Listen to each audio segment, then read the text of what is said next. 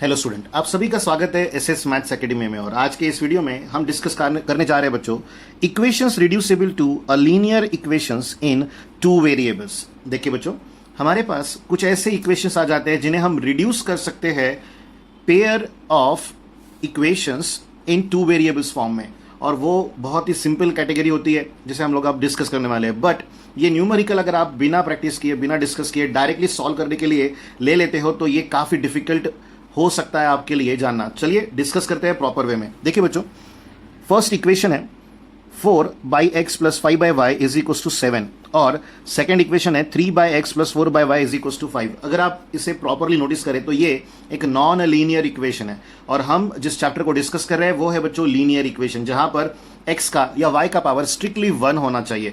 अब आप में से कुछ बच्चे ये भी कह सकते हैं कि यहाँ x और y का पावर स्ट्रिक्टली 1 है भी, पर बच्चों वो 1 नहीं है। अगर आप उसे न्यूमरेटर में ट्रांसफर करेंगे तो वो -1 बन जाएगा। इट मीन्स ये लीनियर इक्वेशन के फॉर्म में, प्रॉपर फॉर्म में अवेलेबल नहीं है। तो अब इन्हें कन्वर्ट कैसे करें? देखिए बच्चों, आप इस इक्वेशन को रिड्यूस कर सकते हैं लीनियर इक्वेशन फॉर्म में, और रिड्यूस करने के लिए हम लोगों को कुछ एक्स्ट्रा स्टेप्स परफॉर्म करने पड़ते हैं जो हम यहां डिस्कस कर रहे हैं। देखिए, 4/x को हम लोगों ने 4 × 1/x लिखा, 5/y को 5 × 1/y और इज इक्वल टू क्या लिखा है 7। सिमिलर वे में यहां 3 × 1/x लिखेंगे प्लस 4 × लिखेंगे 1/y और इज इक्वल टू आ जाएगा बच्चों 5।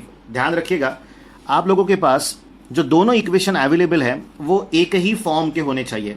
मीनिंग क्या है? देखिए, यहाँ फर्स्ट टर्म 1/x है और सेकेंड टर्म है 1/y, वही सिमिलर टर्म दूसरे इक्वेशन में होना जरूरी है। अगर दोनों इक्वेशन में ये टर्म्स अलग अलग है तो फिर वो न्यूमेरिकल किसी भी तरह सॉल्व नहीं हो सकता, बट अगर वो इक्वल है तो वो सॉल्वेबल है। अब यहां पर हम क्या करेंगे, लेट हम 1/x को इक्वेट कर देंगे m के साथ, और अगर आप यहां से x की वैल्यू डिटरमाइन करते हैं तो वो आएगी 1/m। सिमिलर वे में आप y लेंगे, 1/y की वैल्यू ले लेंगे n, और इससे आपको y की वैल्यू मिल जाएगी जो कि आएगी 1/n। अब आप 1/x की जगह m लिख पाएंगे और 1/y की जगह n लिख पाएंगे, तो ये दोनों इक्वेशन हमारे लिए ट्रांसफॉर्म हो जाएंगे। और देखिए क्या चेंजेस नोटिस होंगे हम लोगों को। फर्स्ट इक्वेशन हो जाएगा 4m + 5n = 7, और सेकेंड इक्वेशन हो जाएगा 3m + 4n = 5। तो अब आपके पास दो लीनियर इक्वेशंस आ चुके हैं जिन्हें सॉल्व करने का तरीका आप सबको पता है। क्या रहेगा? देखिए, इसके बाद आप साइमल्टेनियस इक्वेशंस का यूज कर सकते हो। इसके अलावा आपके पास ग्राफिकल मेथड है और क्रैमर्स रूल भी है बच्चों। तो इनमें से जो भी मेथड आप लोगों को पसंद आती है आप उसे सॉल्व कर सकते हो। तो हम यहां पर इस न्यूमेरिकल को क्रैमर्स रूल से सॉल्व करने वाले हैं। ध्यान दीजिएगा बच्चों, बहुत ही सिंपल रहेगा। सबसे पहले हमें फॉर्म करना पड़ेगा डी में सबसे पहले यहाँ m और n के, फर्स्ट इक्वेशन के m और n के कोएफिशिएंट लिखे जाएंगे। तो 4 और 5 आ जाएगा फर्स्ट रो में, सेकेंड रो में आएगा बच्चों 3 और 4। अब इस डिटर्मिनेंट को सॉल्व करना है, तो 4 4 आ जाएगा 16 माइनस 5 3 आ जाएगा बच्चों 15। तो यहाँ 16 - 15 कितना आएगा बच्चों? 1। ध्यान रखिएगा, बहुत ही सिंपल वैल्यू आई है। इससे आगे बढ़ते हैं तो हम dx निकाला करते थे जब हम जनरल न्यूमेरिकल सॉल्व करते थे, पर यहाँ देखिए फर्स्ट वेरिएबल कौन है? वो है m। तो हमें यहाँ dm की वैल्यू डिटरमाइन करनी पड़ेगी। यहाँ डिटर्मिनेंट बनाने के बाद हम d में से फर्स्ट कॉलम को स्किप कर देंगे, second column as it is रखेंगे, और जिस कॉलम को हमने डिलीट कर दिया है उसकी जगह हम लिखेंगे इन कांस्टेंट को। तो पहला 7 है और दूसरा क्या है बच्चों? 5। तो यहाँ 7, यहाँ आ जाएगा 5। अब 7 4 आ जाएगा 28, 7 4 28 माइनस 5 5 कितना आएगा बच्चों? 25। तो 28 - 25, तो वैल्यू आ जाएगी 3। इसके बाद बारी है बच्चों dn की। अब हम dn डिटरमाइन करेंगे। dn डिटरमाइन करने के लिए d के इस डिटर्मिनेंट में से सेकेंड कॉलम को डिलीट कर दिया जाएगा, first column as it is रखा जाएगा, और डिलीटेड कॉलम की जगह पर हम कांस्टेंट वैल्यूज लिखेंगे दोनों इक्वेशंस के। अब देखिए 4 5 20 आ जाएगा, और यहाँ 7 3 आ जाएगा 21। तो 20 - 21 वैल्यू मिल जाएगी -1। तो अब हमें dm, dn और कैपिटल D इन तीनों की वैल्यू मिल चुकी है। तो सबसे पहले हम इवेल्युएट करेंगे m की वैल्यू। फॉर्मूला आएगा dm/d। dm की वैल्यू 3 है, d की वैल्यू 1। तो यहाँ आंसर आ रहा है बच्चों 3/1 3 ही होता है। तो देखिए अच्छे से, हमें स्मॉल m की वैल्यू मिल चुकी है। कितनी बच्चों? 3।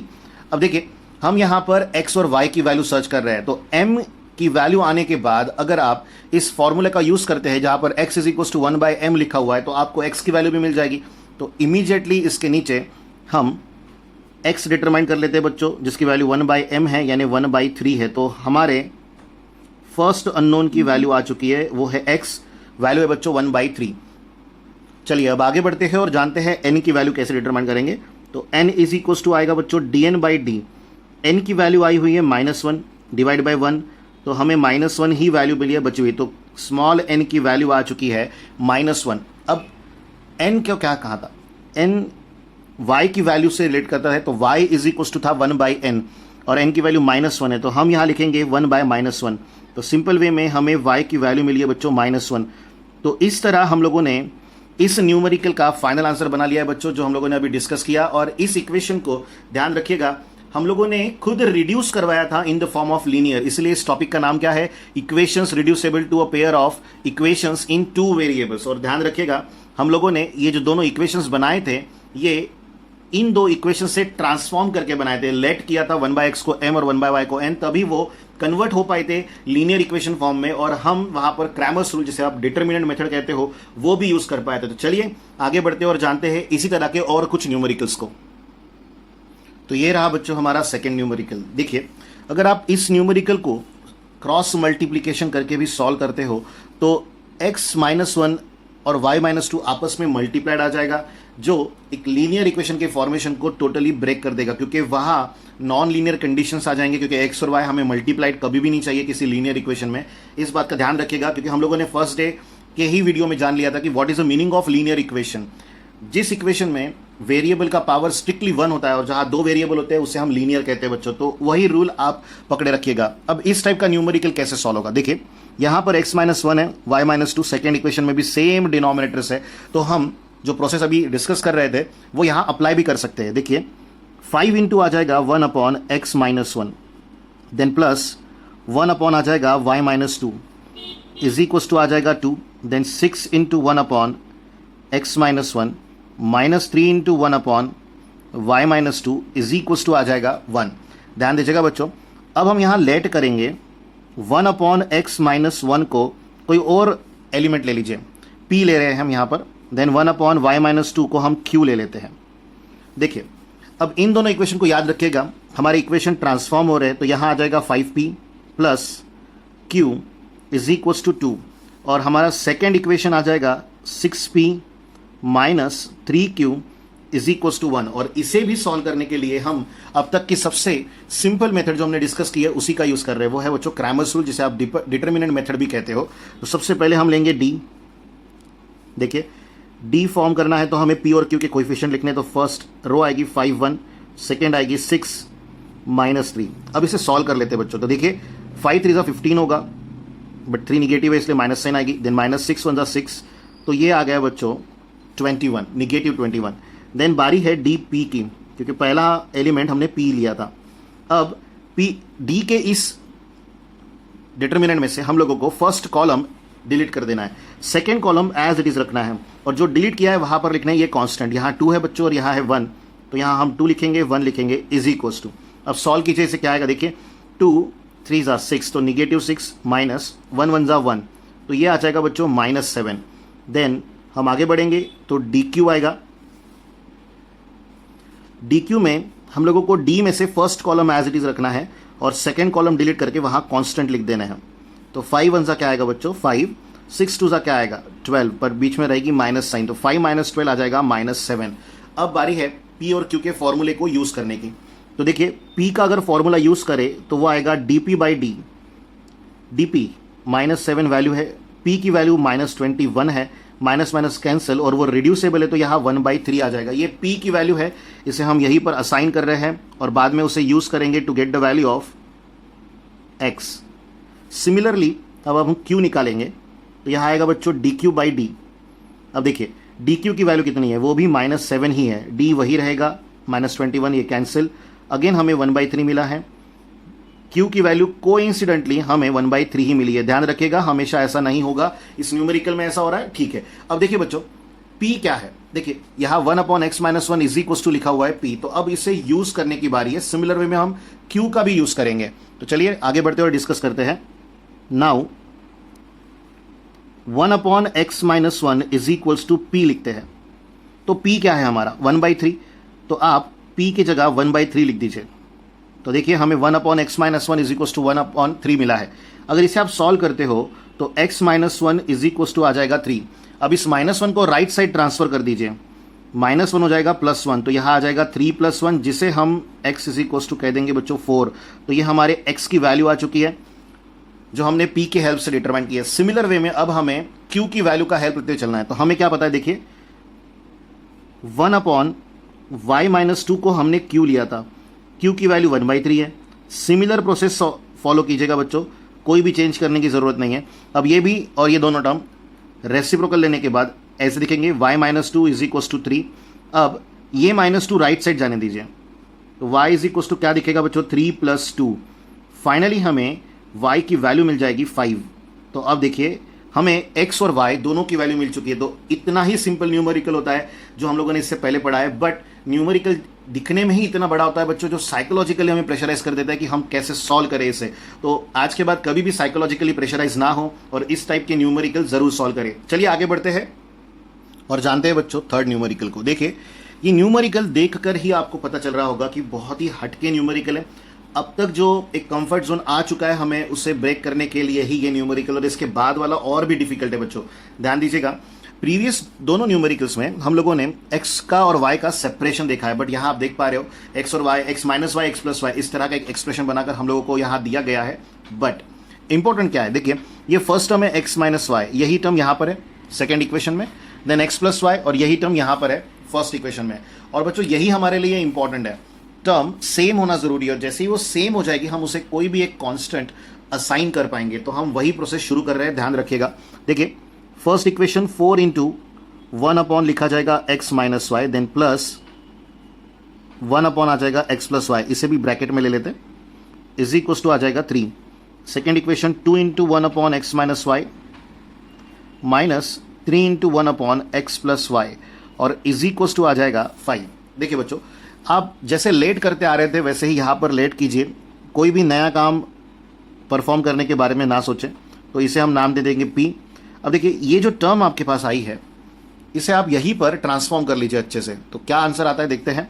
देखिए हमें इस टर्म से मिलेगा x - y is equal to 1/p, और इसे ट्रीट कर लीजिए इक्वेशन नंबर 1।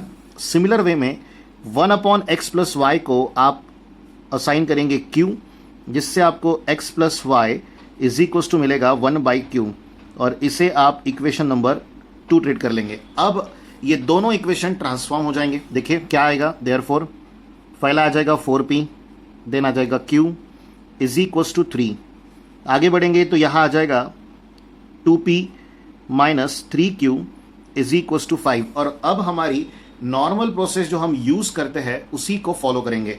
ये हमारी डिटर्मिनेंट मेथड है बच्चों, तो कैपिटल D फॉर्म होगा, ये हमारा डिटर्मिनेंट, फर्स्ट रो 4 1 है, सेकेंड है 2 - 3। अब सॉल्व करेंगे, 4 3 = 12, बट ये निगेटिव आएगा, -2 1 = 2, तो यहाँ पर आ रहा है -14।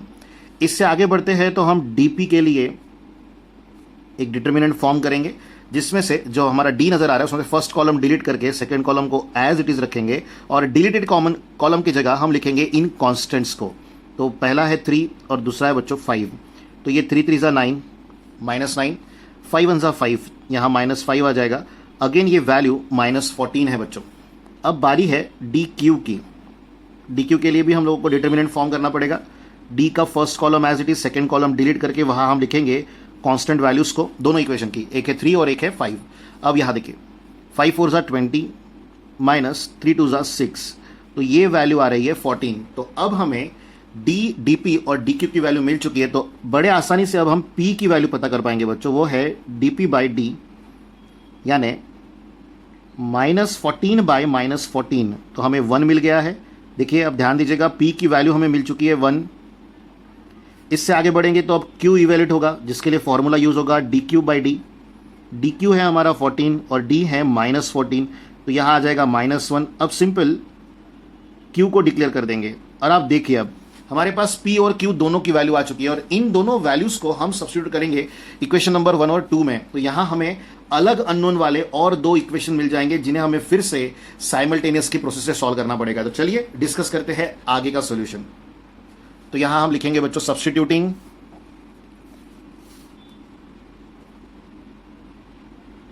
ध्यान दीजिएगा अच्छे से, substituting P is equals to 1 and Q is equals to -1 in equation 1 and 2। देखिए क्या मिलेगा। फर्स्ट इक्वेशन है x minus y is equals to, P की वैल्यू 1 है तो 1/P 1 ही आएगा। यहां से आपको x की वैल्यू मिल जाएगी, वो है 1 प्लस वाई। इस इक्वेशन को इक्वेशन नंबर 3 ट्रीट कर लीजिए। देन Q की वैल्यू -1 सब्स्टिट्यूट करने पर हमें इक्वेशन मिलेगा x plus y is equals to -1। अब बड़े आसानी से ये x की वैल्यू 1 प्लस वाई यहां सब्स्टिट्यूट कर दीजिए। क्या आएगा देखिए, 1 plus y is equals to -1। अब इस 1 को राइट साइड ट्रांसफर कीजिए और इसे ऐड, तो y प्लस वाई 2 आ जाएगा, -1 तो ये वैल्यू आ जाएगी -2। ध्यान रखिएगा बच्चों, जब कभी भी आप कोई कांस्टेंट को साइड चेंज कराते हो और वो एडेड होता है तो साइड चेंज होने के बाद उसका साइन चेंज हो जाता है, वो माइनस हो जाता है बच्चों। तो देखिए हमें 2y इज इक्वल्स टू -2 मिला है, यानी y इज इक्वल्स टू -2/2 मिल गया है। तो y की वैल्यू इवेल्युएट हो रही है बच्चों -1। y की वैल्यू इवेल्युएट होने के बाद अगर आप इस y की वैल्यू को इक्वेशन नंबर 3 में रख देते हैं तो हम यहां क्या लिखेंगे, from equation number 3 x is equals to 1 और यहां आ जाएगा बच्चों -1 प्लस ऑफ -1, तो -1 प्लस 1 क्या हो जाएगा 0, यानी x की वैल्यू यहाँ इवेल्युएट हो रही है 0। और ध्यान रखिएगा ये वैलिड है, ऐसा कभी भी नहीं होगा कि वैल्यू गलत आ रही है या ये हो रहा है वो हो रहा है, ऐसा कुछ नहीं है बच्चों। x की वैल्यू 0 आ रही है, y की वैल्यू आ रही है -1 और यही हमारे इस न्यूमेरिकल का फाइनल आंसर है। और आप देख पा रहे हो हमें एक ही प्रोसेस इस न्यूमेरिकल में 2 बार करनी पड़ी क्योंकि x और y ये दोनों वेरिएबल आपस में जुड़े हुए थे, उनसे फॉर्म किए एक्सप्रेशंस हमारे आगे रखे हुए थे, इसीलिए ऐसा हुआ है। तो चलिए आगे बढ़ते और जानते हैं नेक्स्ट न्यूमेरिकल को।